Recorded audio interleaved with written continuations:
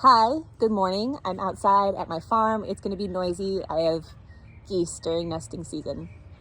I tried to record this as a live just now, but the connection was horrible, and so maybe we'll just stick to video format instead.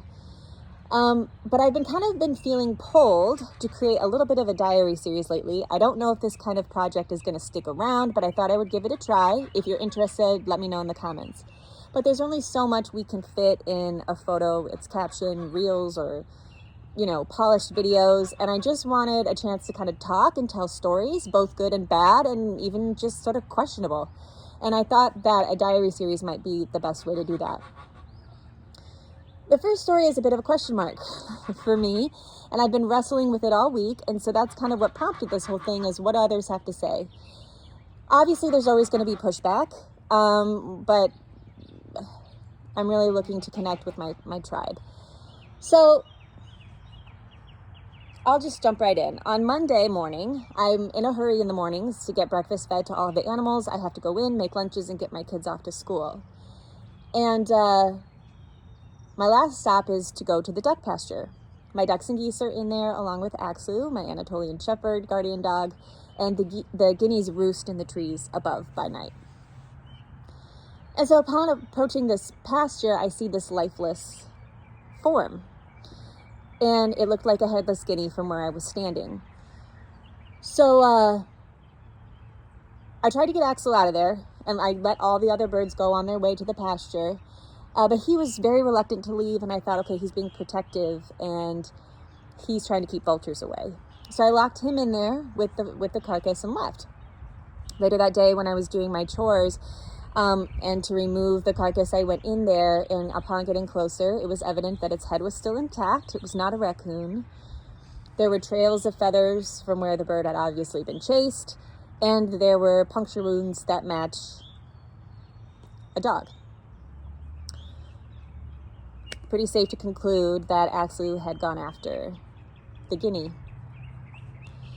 I guess why I'm sharing this story is not so that people can try to make me feel guilty or incompetent. It's because the overwhelming sense of betrayal that came from that moment has been a really difficult pill for me to swallow. And we put so much trust in our guardian dogs. And I was talking to my friend Mandy about it at Wild Oak Farms, and she was saying, we hold these dogs up to such a standard that maybe sometimes we just need to realize that they really are just dogs. And so that I thought, maybe they make mistakes too. And if you've seen that movie, The Biggest Little Farm, something very similar happened, although that dog was not poultry safe, and it was ultimately moved to a different role. Axel's always been very poultry safe. He's 3.5 years old.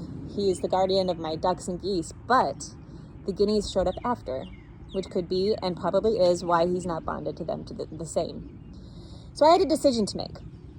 This happened on Monday. Do I put the guineas back in there? Do I put the ducks and geese back in there? I know the guineas are going to roost overhead. Do I put them in there with Axel? Or do I move him somewhere else? So outweighing all of the predators that we have, a massive predator load, to Axel, I decided it best to put him back in there, because otherwise it's inevitable my entire flock is probably going to be annihilated. No other birds were harmed, but it's been really difficult for me because I'm just sort of feeling like, am I doing the right thing? And this is one of those situations as a homesteader where I'm just trying to do the best that I can. And I don't know, really very disappointing to have your guardian dog kind of betray you that way.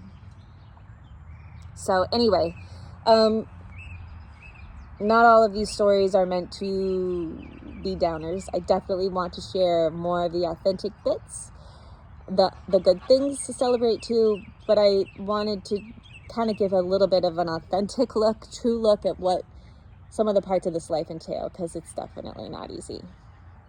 All right, let me know in the comments if you want more authentic diary style stories, and I will share.